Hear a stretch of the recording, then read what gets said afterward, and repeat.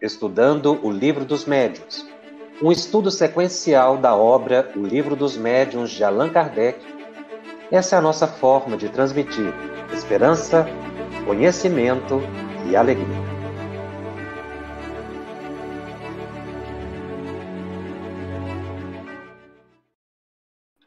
Olá, começando mais um programa da série Estudando o Livro dos Médiuns, aqui pela FEB TV. Este é o programa de número 70. É sempre um grande prazer estar aqui estudando com tantos amigos estes temas da mediunidade que tanto nos tocam. O programa de hoje, número 70, é a conclusão do capítulo 17 da segunda parte de O Livro dos Médiuns, em que Allan Kardec analisa a formação de médiuns. A formação dos médiuns se refere ao desenvolvimento dos médiuns. Ao longo do capítulo, foram 10 programas sobre esse capítulo, nós vamos observando que a expressão desenvolvimento, ela é bastante ampla. A abordagem de Kardec, ela é de vários ângulos. Não é uma formação no sentido de apenas criar médiuns, porque o indivíduo já reencarna com o compromisso da mediunidade. Ele já tem um potencial. E o que compete à reunião de um centro espírita, por exemplo, para o desenvolvimento de médiuns, é dar a ele aquela condição de habilidade para que o transe fique fluente, falando dos médiuns de faculdades ostensivas. Mas o desenvolvimento, ele não é apenas prático, ele é também teórico. Ele é teórico prático, porque o espiritismo é uma ciência. O desenvolvimento mediúnico, portanto, deve ser entendido de uma forma abrangente, em que existe a formação do próprio indivíduo, e aí entra a questão muito discutida se existe desenvolvimento ou se a questão é de educação. Existem os dois. O indivíduo, ele precisa se educar no processo de formação. Faz parte. Ele precisa adquirir certas habilidades instrumentais psíquicas, como concentração, aprender a sintonizar, mas aprender também a dessintonizar, a controlar emoções. No dia a dia e durante o transe, também com o esforço, aprender a controlar-se para evitar excessos de gestos, de palavras, embora não é possível isolar completamente a influência e as emoções do comunicante, dada a integração psíquica entre um e outro, decorrente da aproximação dos perispíritos, de desencarnado e do médium. Então, nós temos que superar essa visão reduzida, reducionista, de que desenvolvimento mediúnico é ir para uma sala para eu entrar em transe toda semana. A minha formação, ela é permanente. É uma formação continuada, que tem a parte prática, mas que tenha o embasamento teórico. Porque é a partir da teoria que eu vou conseguir me adaptar bem à parte prática. E é uma formação que não se completa, digamos assim, com um curso. O Espiritismo não tem essa visão completista de encerrar a formação do médium. Kardec mostra que o desenvolvimento, no sentido prático, ele atinge um limite. Cada médium tem um limite. Nós não sabemos que limite é esse, né, em termos de possibilidades fenomênicas, mas há um limite. Agora, a formação educacional, cultural, a formação teórica, ela precisa existir permanentemente. Não se pode parar de estudar nunca. Isso deve se tornar para o médium um hábito. Estudar a mediunidade, mas também estudar o Livro dos Espíritos, estudar as outras obras da codificação, a Revista Espírita, o Evangelho, e autores encarnados também que tragam uma boa elucidação da questão da mediunidade. Então, busquemos superar essa visão de que eu fiquei médium pronto. Eu posso estar num patamar de domínio orgânico, físico do próprio transe. Mas a minha formação integral, ela subsiste e é de minha responsabilidade. A gente deve buscar cursos, congressos, palestras, mas não abandonar os livros, a pesquisa, a análise, sem ansiedades, fazendo tudo devagar, mas permanentemente. Nós estamos no item 220. Eu estou na questão número 12 do item 220, em que Kardec faz a pergunta das perguntas.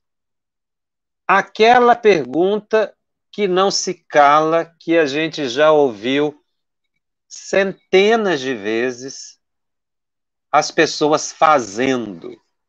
Aqui Kardec toca no ponto crucial de preocupação de todas as pessoas que têm mediunidade ostensiva e também daqueles que não têm a faculdade ostensiva. A pergunta de Kardec é a seguinte: com que fim a providência outorgou de maneira especial a certos indivíduos o dom da mediunidade? E os espíritos respondem de uma forma poética, belíssima. É uma missão de que se incumbiram e cujo desempenho os faz ditosos. São os intérpretes dos espíritos com os homens. É uma resposta poética, instigante. Kardec faz a pergunta num plano de dom. Veja que foi a primeira pergunta nesse sentido. Kardec estava entendendo o processo.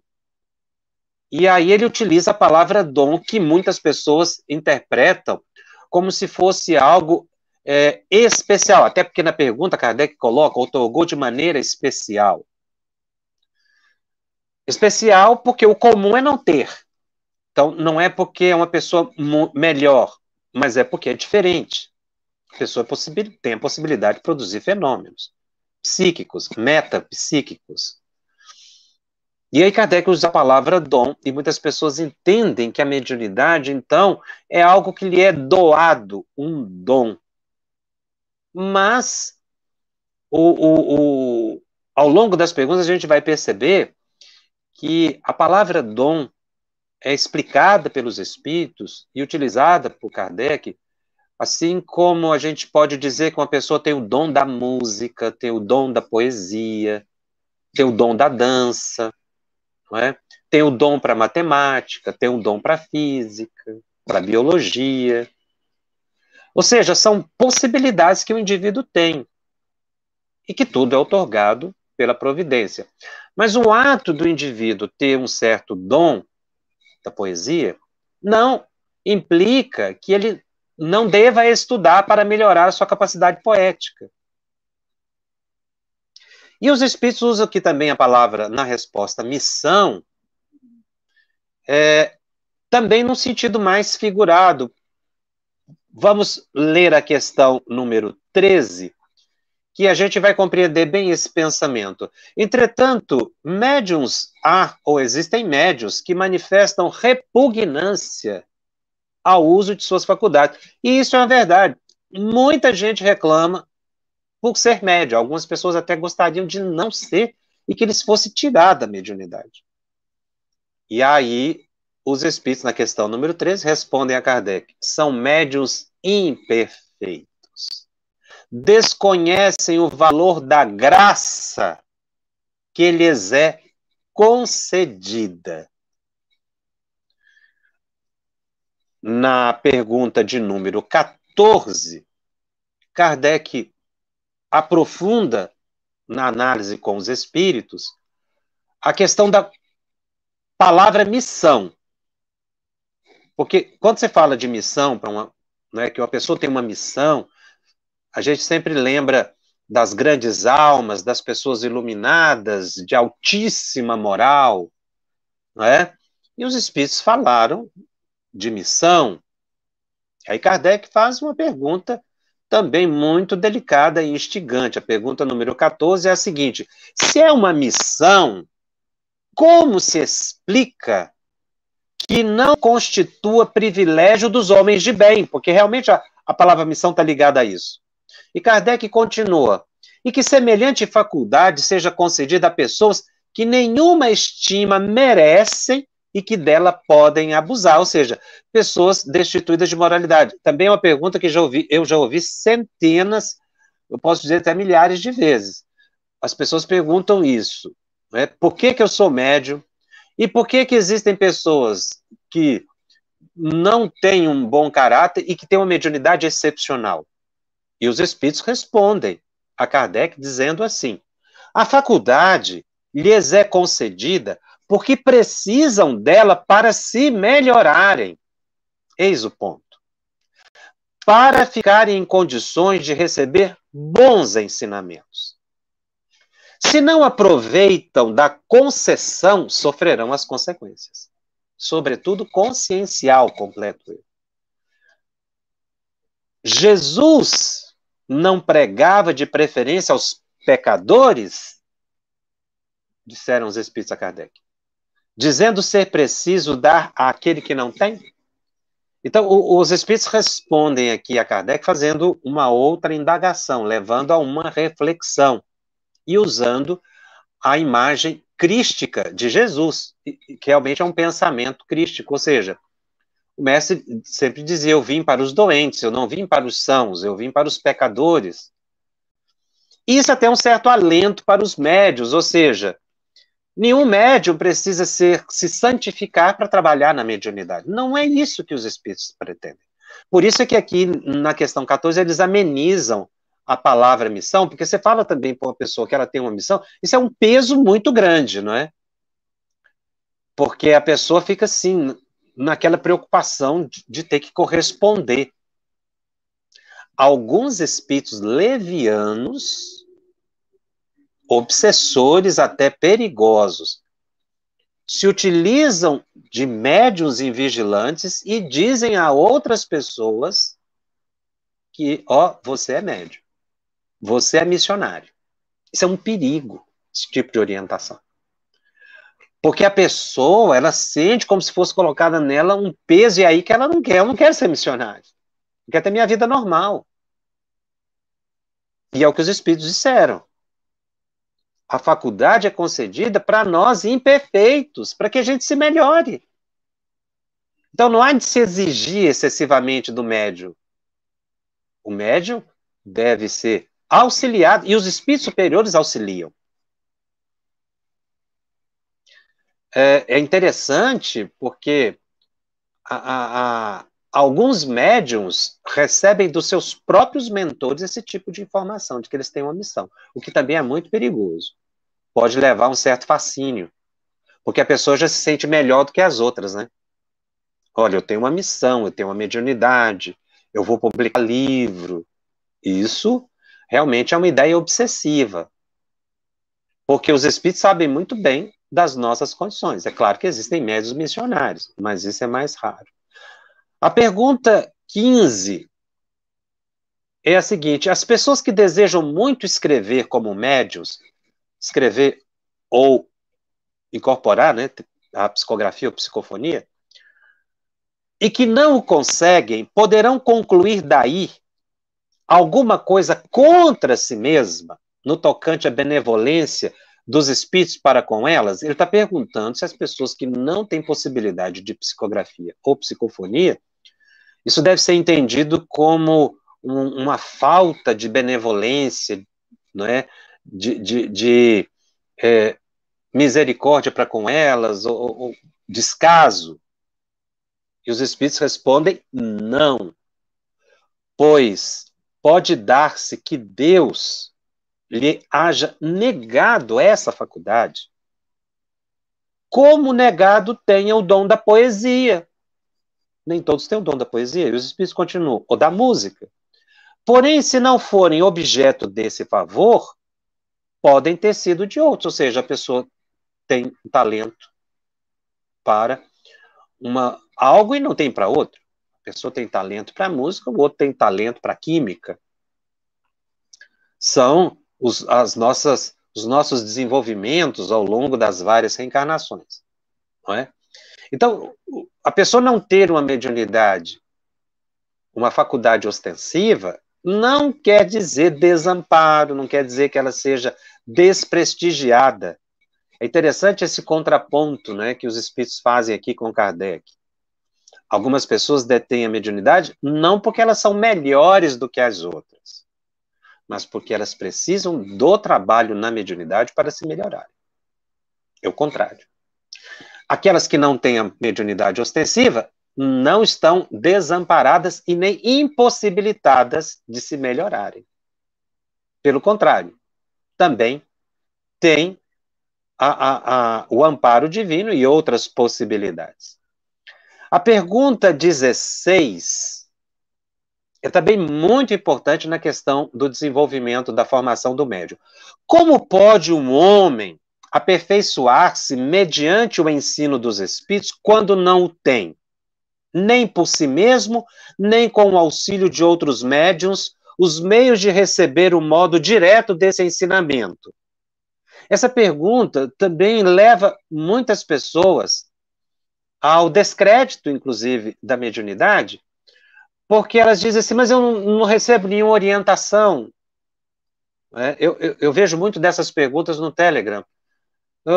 Eu tento receber uma mensagem, quem é o meu mentor, e eu não recebo informação nenhuma, os espíritos não me instruem. Não é? Então, o Kardec está perguntando aqui, porque na época, imaginava-se que a pessoa receberia sempre, por ela própria, dos espíritos, os ensinos, as instruções. E nem todo médium tem essa capacidade de percepção.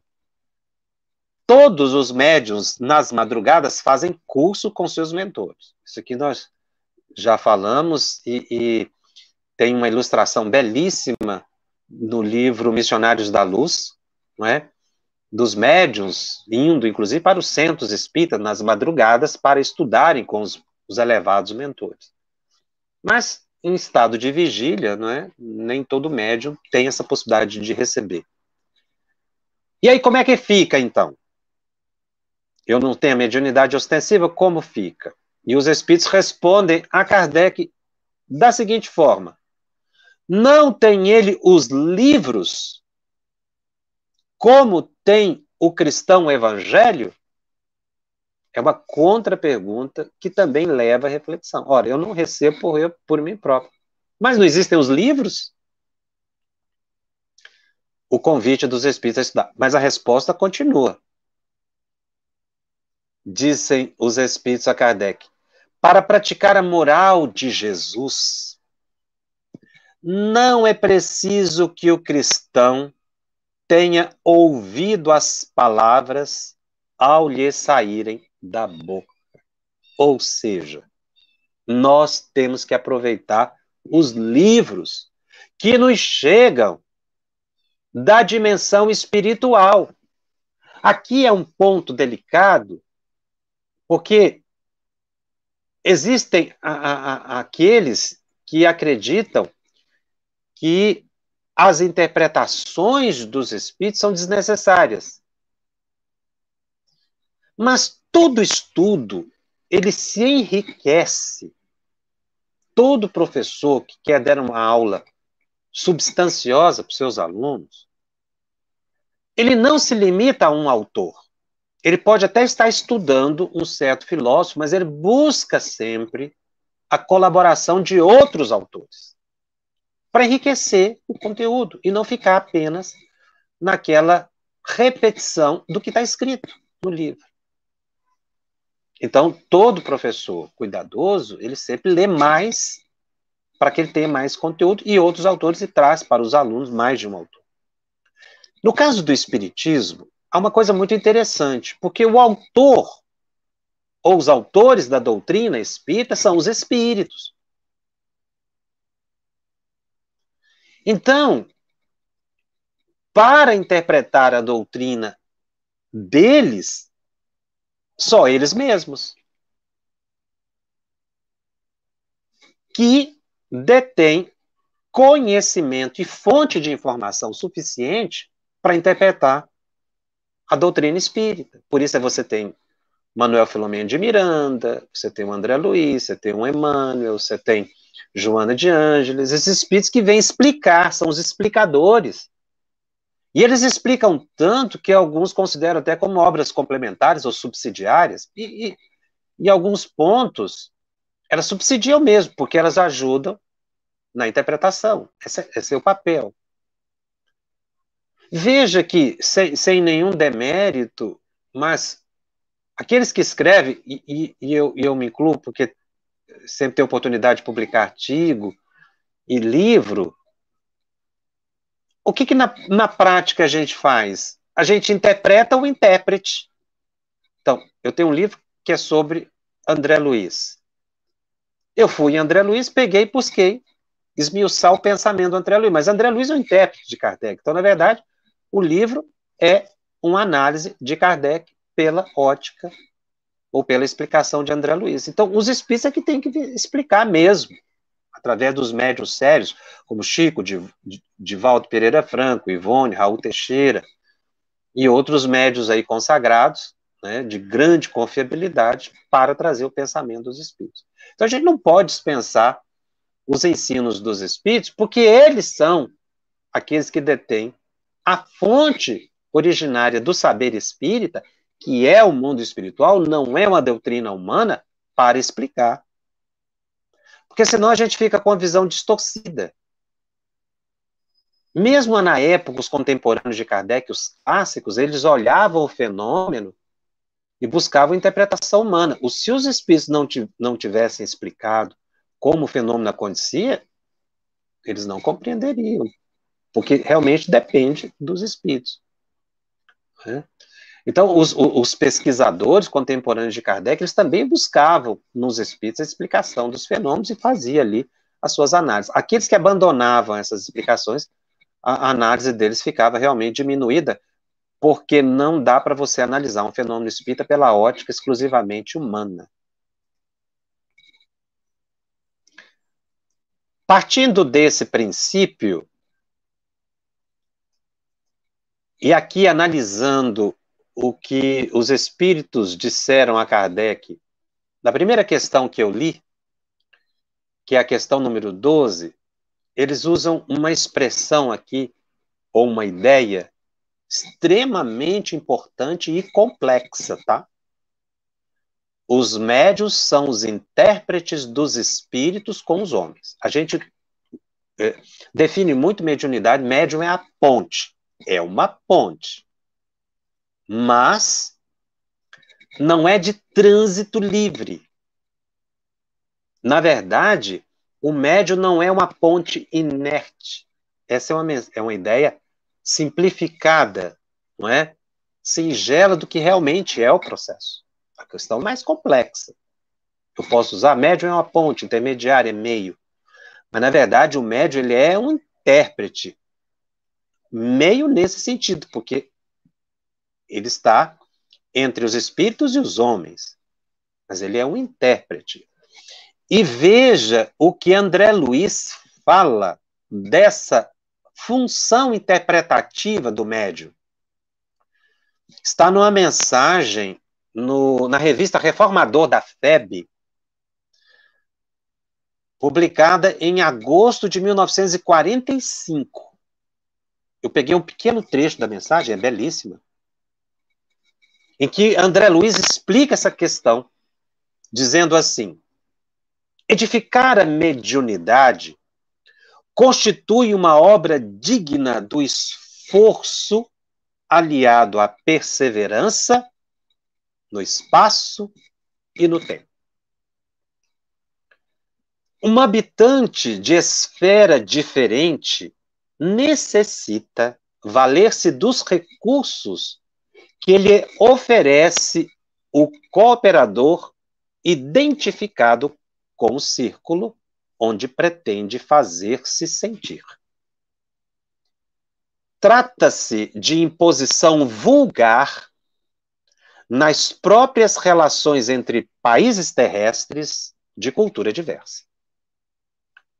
O brasileiro, que precise conduzir certa mensagem à Inglaterra, desprovido de contato anterior com a vida britânica, de modo algum dispensará o intérprete.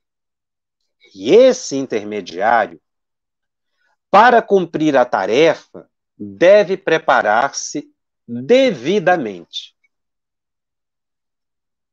adaptar-se uma entidade desencarnada ao cérebro, ao sistema nervoso e aos núcleos glandulares do companheiro encarnado, ajustando peças biológicas e eliminando resistências celulares, sem nos referirmos aos processos mentais inacessíveis à compreensão atual dos fenômenos, não é operação matemática que se efetue através dos cálculos de alguns instantes. É organização paciente, requisitando muito concurso e devotamento por parte dos amigos em serviço na crosta planetária. E arremata o elevado mentor André Luiz: cultive cada trabalhador o seu campo de meditação, educando a mente indisciplinada e enriquecendo seus próprios valores nos domínios do conhecimento, multiplicando as afinidades com a esfera superior. E observará a extensão dos tesouros de serviço que poderá movimentar em benefício de seus irmãos e de si mesmo. Então, para que o médium se ajuste ao processo interpretativo e ao contato com os espíritos, ele precisa se preparar. E ele coloca aqui: meditação, educação da mente indisciplinada, enriquecimento dos próprios valores, aqui morais, conhecimento para multiplicar a afinidade com as esferas superiores, e aqui entra algo muito importante, que está embutido nessa ideia: praticar caridade, praticar o bem. Isso cria afinidade com os espíritos benévolos. Isso vai ampliar a extensão das suas possibilidades interpretativas. Eu achei muito rica a comparação que André Luiz faz nesse trecho, por isso eu trouxe aqui para o nosso estudo nessa noite, em que ele compara uma pessoa de um país que vai para o outro e que não domina a língua ou a cultura do outro país, ele precisa do intérprete. E aí ele faz uma comparação, ou uma explicação científica, não é? Do ajustamento psíquico ou psicofisiológico dos espíritos com o médium para a transmissão da mensagem. Porque não é só psíquico, segundo André Luiz aqui, é fisiológico também, porque ele começa a dizer aqui, ó, que a entidade desencarnada ela precisa se adaptar ao cérebro, ao sistema nervoso, aos núcleos glandulares, eliminar resistências celulares e processos mentais. Veja como é complexo. Por isso que ele diz que não é uma operação matemática que se faz em poucos instantes. É preciso de tempo, é preciso de perseverança do médium para que esse ajustamento se faça. Então é muito complexo o transe, transmitir uma mensagem, porque precisa desse ajustamento todo, porque realmente o pensamento do espírito vai do comunicante atingir o cérebro do médium, mas vai repassar para os neurônios. A implementação orgânica vai ficar envolvida, o cérebro, as glândulas. E ele fala aqui de vencer resistências celulares, que são os neurônios, né, e outras células, a própria química cerebral precisa ser vencida. Além, ele coloca num ponto importante, os processos mentais, ou seja, a nossa intranquilidade, as nossas preocupações, os nossos receios, as nossas deficiências ou complicações de ordem moral, remorso, uma série de coisas que tem na mente de todo mundo e que os espíritos precisam vencer na hora da transmissão da mensagem. Então, a questão realmente, ela é psico, porque ele diz aqui de processos mentais e fisiológicos. Então, o transe é um fenômeno psicofisiológico de ajustamento das engrenagens neurofisiológicas do espírito com as engrenagens neurofisiológicas do médium. Então, é um processo amplo. Para vencer as resistências psicofisiológicas, biológicas, é preciso que o médium ofereça, então, pela perseverança, a meditação, para que ele tenha a mente mais disciplinada, o estudo, mas também o cuidado com o corpo, evitar os excessos de toda ordem, né? Ter uma moderação em tudo que faz, nos seus hábitos, inclusive alimentares e outros hábitos, né?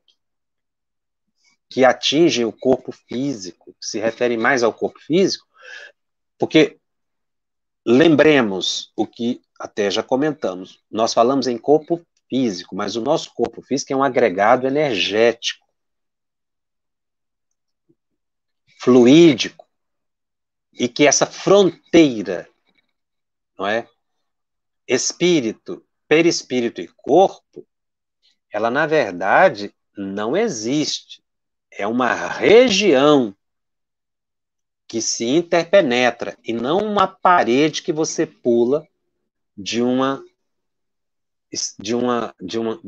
lado para o outro. Então, entre espírito e entre corpo e perispírito existe uma parede. Existe uma dimensão que se atravessa. Entre espírito e perispírito existe uma parede que pula. Mas é uma área, uma região que você tem mais densa de um lado, menos densa de outro lado.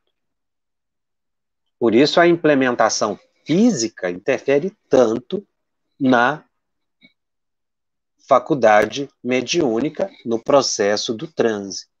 Exatamente por causa dessa conceituação colocada aqui pelo grande cientista André Luiz, que realmente é um excepcional cientista, e com certeza o foi quando encarnado, que se oculta pelo pseudônimo de André Luiz, né? Esse ato de ocultar a própria personalidade num pseudônimo André Luiz, desse elevadíssimo espírito, é um princípio kardecista puro, porque foi o próprio Kardec que iniciou isso. O professor Hipólito Leon Denizado Rivaio se omite ou se oculta humildemente, busca se apagar para que surja Allan Kardec, aquele que é o grande intérprete dos espíritos. André Luiz faz a mesma coisa. Não é fuga de responsabilidade, mas é uma atitude de humildade desses grandes espíritos, né? E André Luiz realmente é um excepcional cientista. Por essa análise que ele faz aqui, explicando a complexidade do transe, a gente percebe. Mas tem outro aspecto aqui nessas questões que Allan Kardec traz, quando ele cita a questão do esforço que o médium deve ter para enfrentar as suas lutas nessa perseverança, porque o médium não é ninguém perfeito, ele está encarnado com as suas lutas, com as suas dores, com as suas dificuldades. E aí ainda trazendo o grande exemplo de Chico Xavier, que nos deu grandes lições, inclusive na vida pessoal, eu trouxe aqui também para a nossa reflexão uma pergunta numa entrevista que ele deu para o médico Dr. Elias Barbosa, mineiro, muito amigo de Chico Xavier.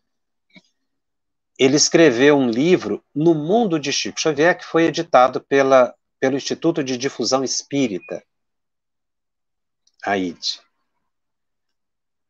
Elias Barbosa faz a seguinte pergunta a Chico Xavier: desejará você contar-nos alguma coisa de sua experiência ao contato de Emmanuel com respeito à atitude que devemos assumir perante as nossas próprias doenças? E Chico conta um caso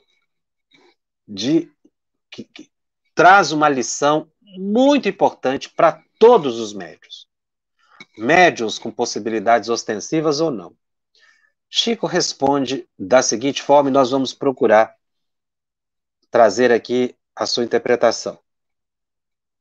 Nosso amigo espiritual é de opinião que precisamos guardar calma e paciência perante quaisquer enfermidades de que sejamos acometidos, procurando, ao mesmo tempo, atenuá-las ou afastá-las por tratamento adequado. A esse respeito, narrarei um dos meus primeiros diálogos que tive com ele, Emmanuel, em 1931.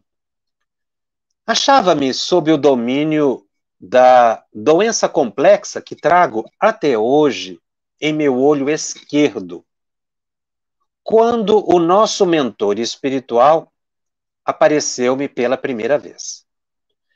Depois de ouvi-lo em diversas reuniões sobre os planos de trabalho que ele nos trazia, certa noite, em dezembro de 1931, roguei a ele orientação para o meu caso. Estava sofrendo muito e queria curar-me. E respondeu Emmanuel a Chico: tenha serenidade, falou ele bondosamente. Você está sob o cuidado de benfeitores espirituais dedicados e sob a assistência de médicos atenciosos e amigos. E retrucou Chico: então, devo prosseguir sob a orientação da medicina? Perguntei. Sim, disse Emmanuel, como não? A medicina está no mundo em nome da providência divina. E Chico insistiu. Quer dizer que preciso tratar-me? E Emmanuel, entendendo que Chico estava querendo uma cura, né, para a doença dele, respondeu da seguinte forma: com o máximo cuidado. O corpo é comparável à enxada e o espírito reencarnado lembra o lavrador. Todo zelo do lavrador é necessário para conservar a enxada em condições de trabalhar com acerto e segurança. E aí Chico faz mais uma pergunta a Emmanuel.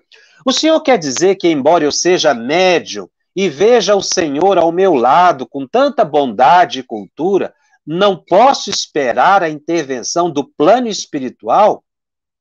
em meu benefício para curar-me?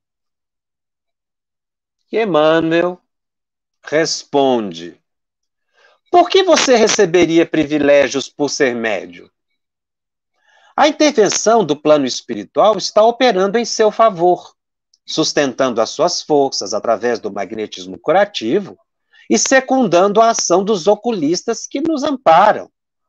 A condição de médium não exonera você da necessidade de lutar e sofrer em seu próprio benefício, como acontece às outras criaturas que estão no plano físico.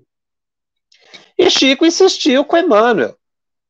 O senhor tem dito que pretende escrever por meu intermédio e que, se Deus permitir, fará livros.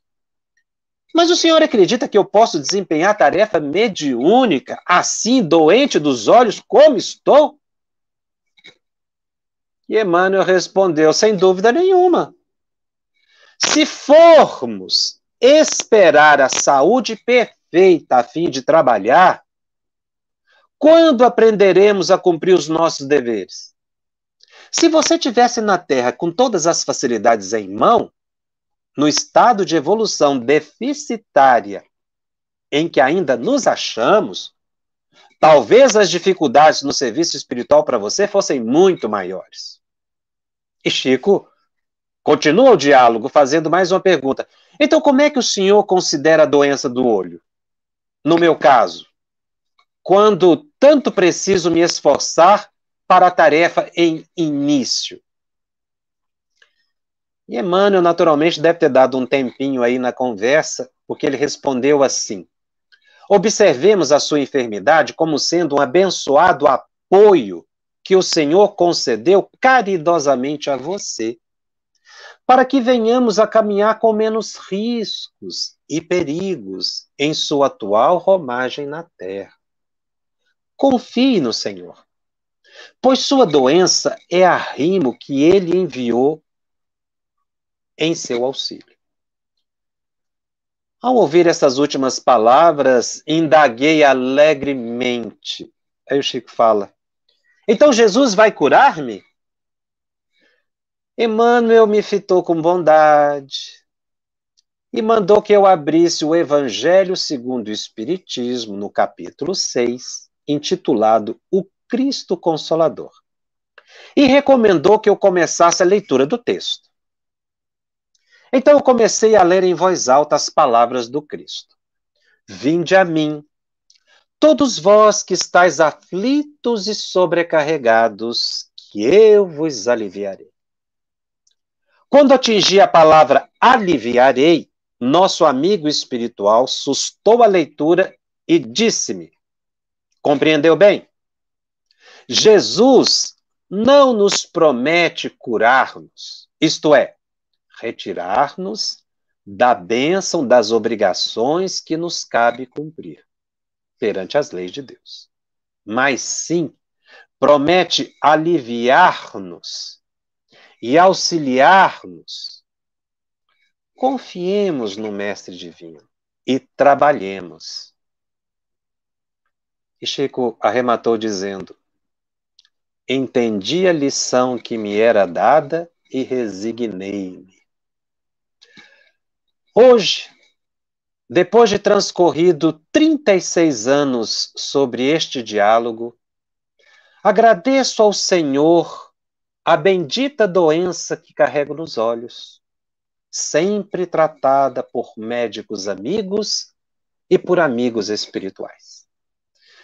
Pois ela tem sido, em todo esse tempo, uma agente providencial, induzindo-me à reflexão e ensinando-me a respeitar o sofrimento dos outros.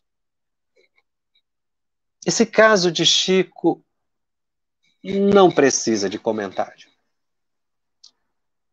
É de uma beleza e profundidade excepcional e grande alento para nós todos, médiuns, que lutamos, que enfrentamos as dificuldades da vida, que passamos pelos problemas, às vezes problemas que nós não procuramos, mas que nos chegam, outras vezes decorrentes da nossa invigilância, conflitos, perseguições espontâneas, antipatias, críticas.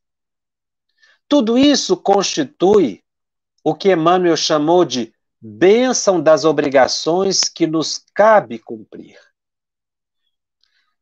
Eu creio que entender essa mensagem que Emmanuel interpretou de Jesus tão bem, o vinde a mim todos vós que estáis aflitos e sobrecarregados, e eu vos aliviarei, e Emmanuel diz, não é eu os curarei, ou seja, tirarei de vocês o problema, aliviar é dar condição do indivíduo prosseguir caminhando. Médium não pode esperar o tempo bom para trabalhar. Aquele que diz, quando eu me aposentar, eu vou trabalhar na mediunidade. Quando eu curar dessa doença, eu vou trabalhar para o centro espírita.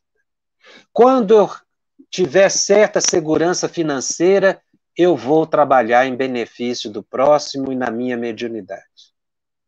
Quem deixa para amanhã o serviço que tem que fazer hoje, vai chegar num lugar chamado nunca. É por isso que nós não podemos esperar tempo bom. Não é debaixo de uma sacada tranquila, num dia ensolarado, que o médium vai psicografar as mensagens espetaculares. É sob a força da luta, reconhecendo as imperfeições que tem, sabendo que cai, que levanta, que cai de novo, que erra, que acerta. É assim que os espíritos querem trabalhar com os médiuns. Eles não querem médiuns perfeitos. Eles não querem médiuns de vida tranquila. Eles não querem médiuns despreocupados. Nós é que temos que aprender a tranquilizar a mente na forja da luta. Ninguém deve esperar um paraíso para poder servir a Jesus. Não foi assim que o Mestre nos ensinou. É por isso que se fala muito da mediunidade com Jesus.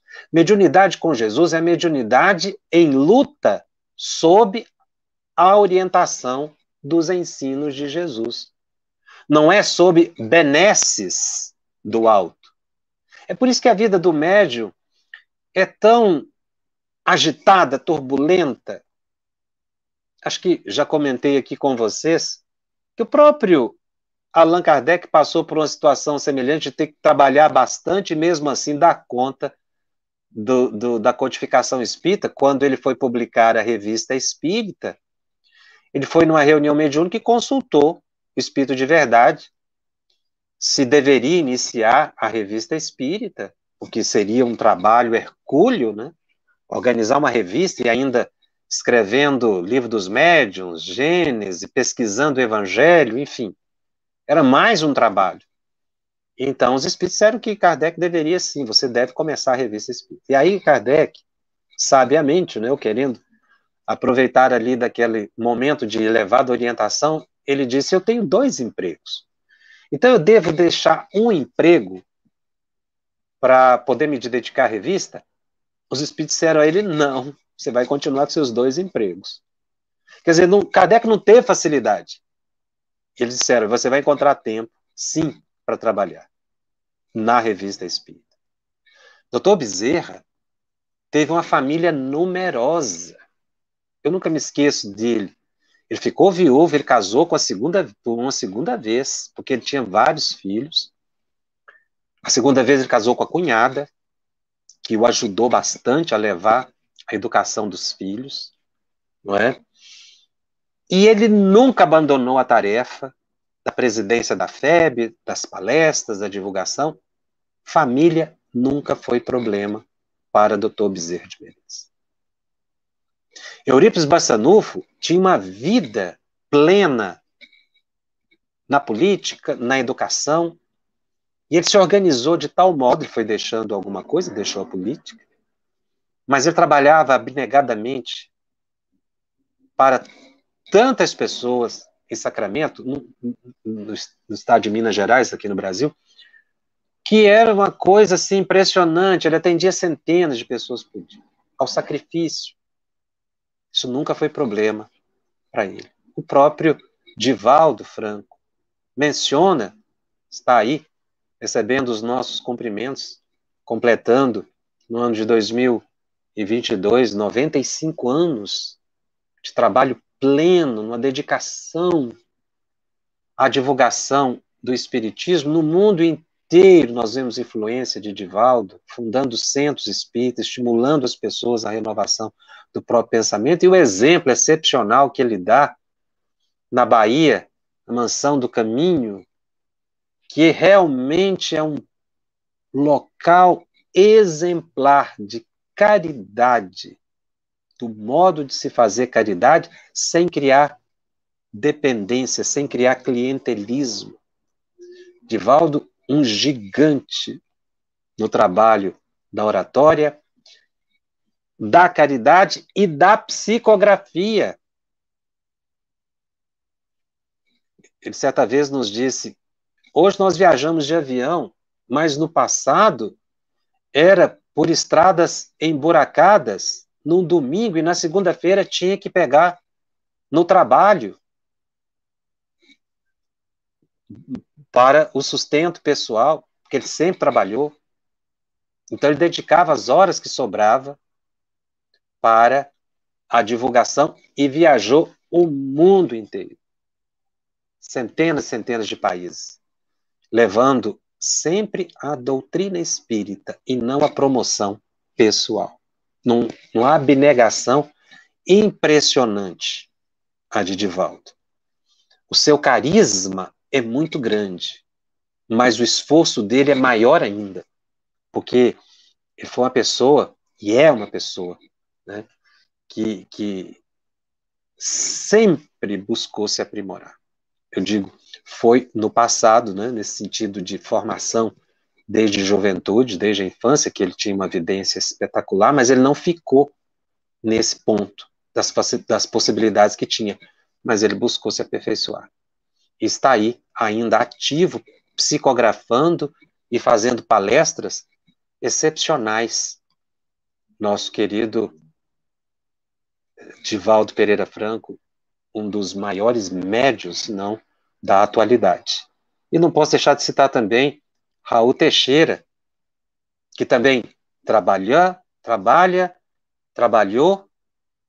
e agora cometido de enfermidade, porque ele teve um acidente vascular cerebral, isso é conhecido por todas as pessoas, e a mão direita paralisada. E ele me disse pessoalmente, antes de publicar o último livro, que ele estava psicografando com a mão esquerda.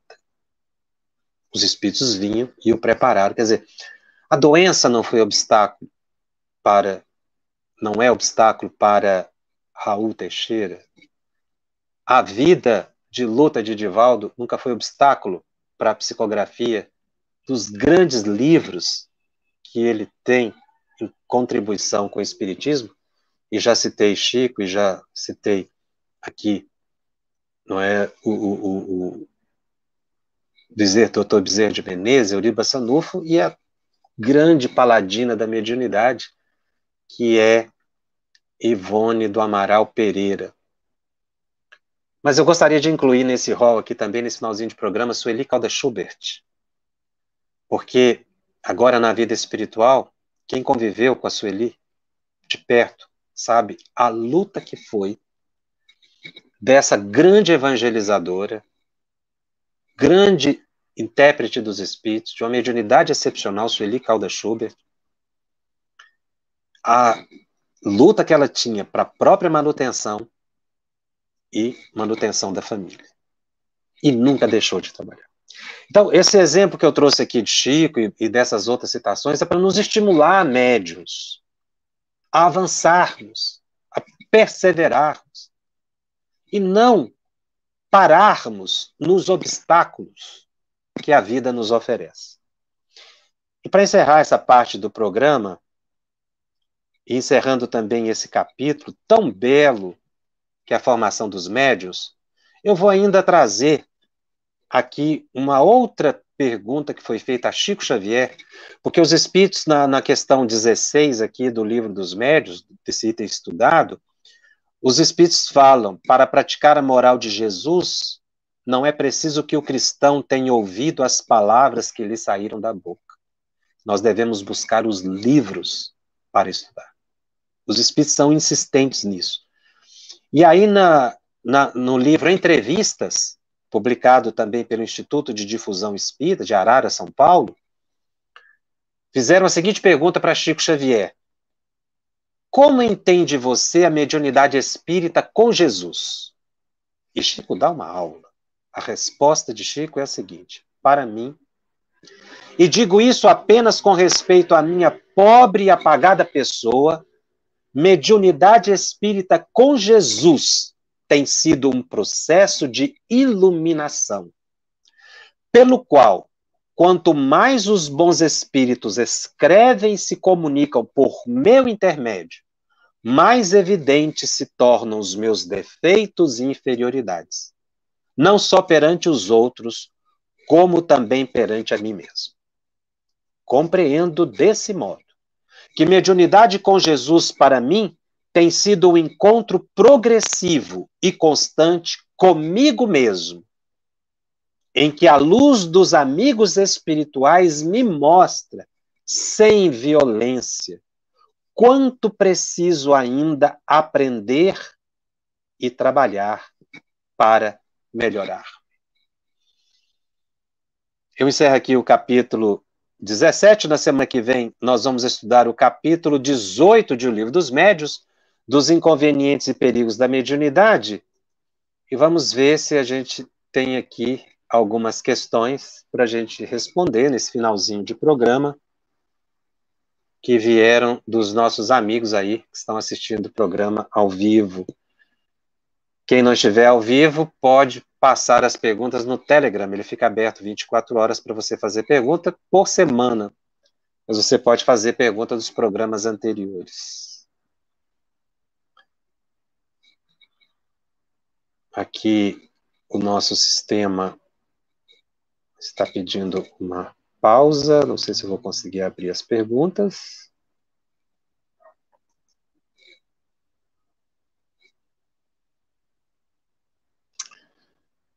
A Roseli Ubaldo nos pergunta: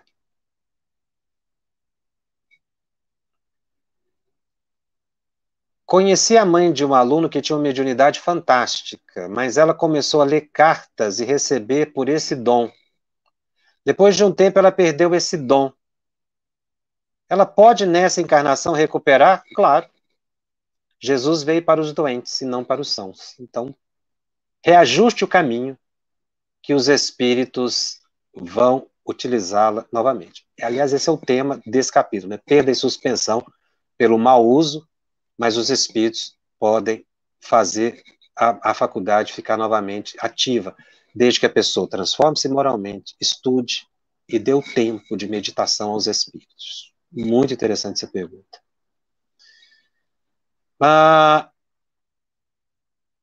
Liz pergunta: Sr. Jacobs, para participar de um curso de mediunidade no centro espírita que frequenta, quais as orientações ou pré-requisitos? Eu já falei no programa passado sobre o programa Mediunidade, Estudo e Prática, que a área da mediunidade da FEB orienta para a formação específica dos médiuns, que não é esse programa que nós estamos fazendo aqui, não tem a finalidade de desenvolver. Mas o médium precisa ter já um conhecimento mais básico de espiritismo, do Livro dos Espíritos, do próprio Livro dos Médiuns, e oferecer condições de tempo, de comprometimento, de frequentar a casa espírita por um tempo, de ter afinidade com o grupo.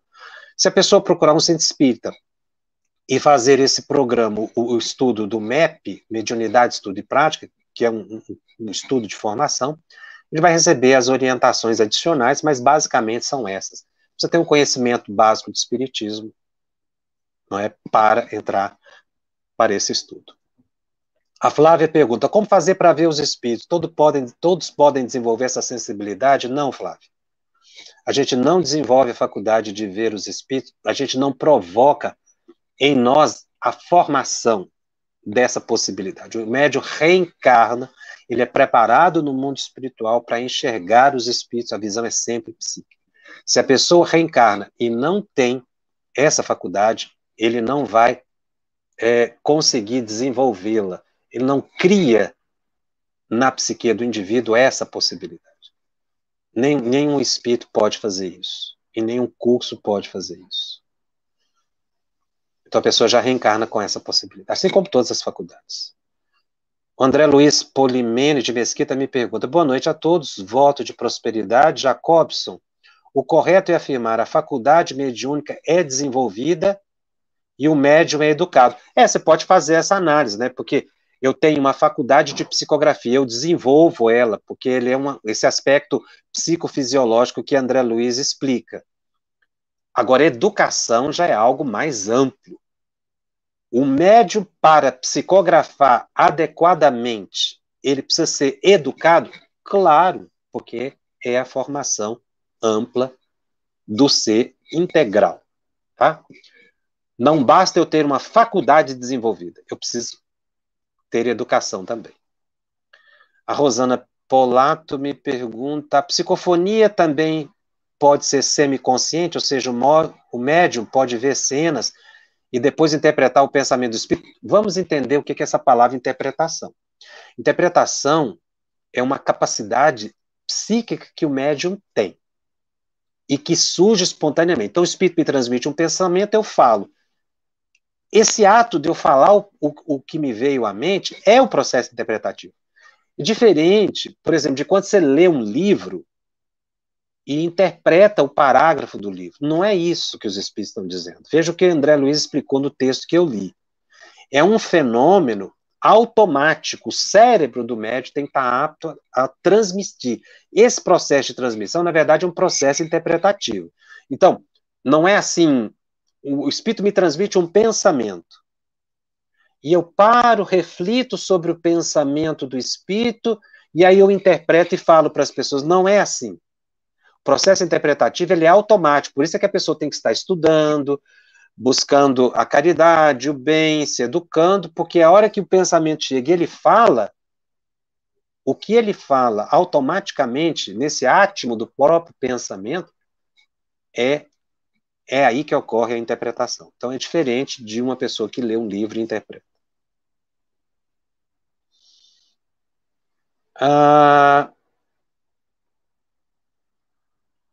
A Roseli faz uma outra pergunta interessante, Roseli Ubaldo. Jacobson, quando você desenvolve uma atividade numa casa espírita e te afastam para colocar outra pessoa por terem mais afinidade, você está liberado para exercer aquela tarefa? Não tenho mais responsabilidade? Não, senhora, dona Roseli Ubaldo. Se você foi dispensado de um lugar, procure outro. Há sempre um lugar que precisa mais do que aquele. Uma porta fecha, aliás, o ditado é mais ou menos assim, uma janela fecha, uma porta abre, né? Às vezes, se você não tem afinidade com aquele local e as pessoas te convidam a sair, saia com humildade e procure outro lugar. Haverá sempre aqueles que te acolherão. Então, você não está liberada, não, porque o seu compromisso não é com o centro, seu compromisso não é com o grupo, seu compromisso não é com o presidente de centro, seu compromisso é com Jesus, seu compromisso é com a sua consciência. E perante a sua consciência, depois é que você vai responder se você cumpriu. Seu compromisso não é com os homens, mas é com Cristo, é com Deus. Tá? Nós temos trabalhadores espíritas, pensemos sempre assim. Nosso compromisso não é com as instituições humanas, mas é com a alta espiritualidade. Tem muitas perguntas interessantes, mas o tempo não dá. Coloquem essas perguntas lá no Telegram. Nós vamos ficando por aqui. Lembrando sempre que o nosso estudo está disponível também em podcast no canal da FEB, no Spotify e nas demais plataformas de áudio streaming. Os nossos encontros semanais, eles ficam gravados e disponíveis gratuitamente. Divulgue, compartilhe para aqueles que não puderam assistir ao vivo. Se você tem dúvidas acerca da mediunidade ou gostaria de ficar atento à programação da FEB TV, acesse o Telegram, @FebTV_Mediums. Se você deseja encontrar todo o conteúdo estudado até agora do programa Estudando o Livro dos Médiuns em um lugar só, acesse o site febtv.com.br/médiuns. Você encontrará também as perguntas que já foram postadas no Telegram. Lembrando ainda e convidando você que a FEB TV disponibiliza agora 3 oportunidades de estudo das obras básicas.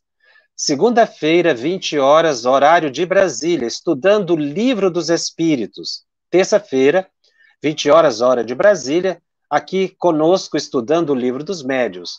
E na quinta-feira, às 21h30, estudando o Evangelho segundo o Espiritismo, 21h30, horário de Brasília. E, finalmente, convido você a ser um padrinho ou madrinha da FEB TV. Colabore para que este canal continue divulgando a mensagem de paz, de consolo, a orientação nesses tempos que atravessamos. A FEB TV precisa da sua colaboração. Eu fico por aqui e te aguardo na semana que vem. Até lá. Estudando o Livro dos Médiuns. Um estudo sequencial da obra O Livro dos Médiuns de Allan Kardec. Essa é a nossa forma de transmitir esperança, conhecimento e alegria.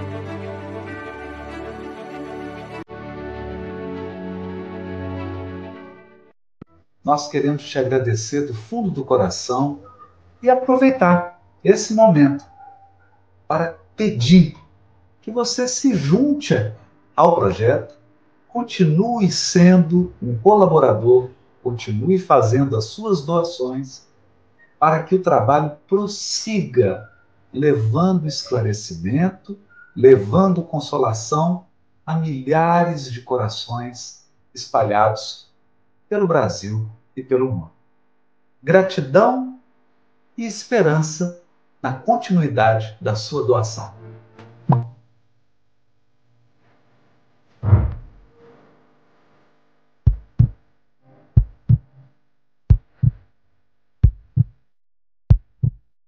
Iniciamos hoje a campanha Conheça a Federação Espírita Brasileira, que busca mostrar quem ela é. O trabalho realizado por meio desta instituição centenária, trazendo você para dentro da nossa casa. Como surgiu a Federação Espírita Brasileira? De Augusto Elias, o seu fundador, aos dias de hoje, o que ocorreu? Quem foram e quem são os vultos que fizeram e fazem parte dessa história? Qual a relação de nomes como Chico Xavier, Bezerra de Menezes, Ivone Pereira com esta instituição? Qual a sua missão? Como ela atua na formação do homem de bem?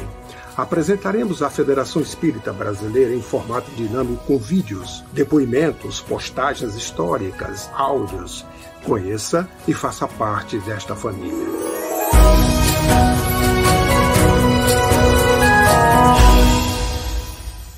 A Federação Espírita Brasileira lança o portal FEB Podcast, com conteúdos em áudio que objetivam esclarecer e consolar corações para uma postura de vida com fé, harmonia e esperança.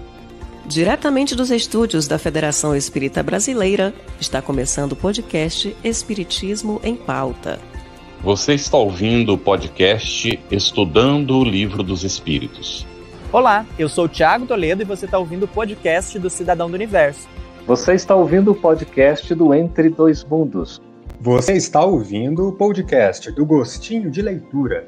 Estudando o Livro dos Médiuns. Olá, eu sou a Marina Miranda e você está ouvindo o podcast Minha Nada Mole Encarnação. Essa é a nossa forma de transmitir esperança, conhecimento e alegria.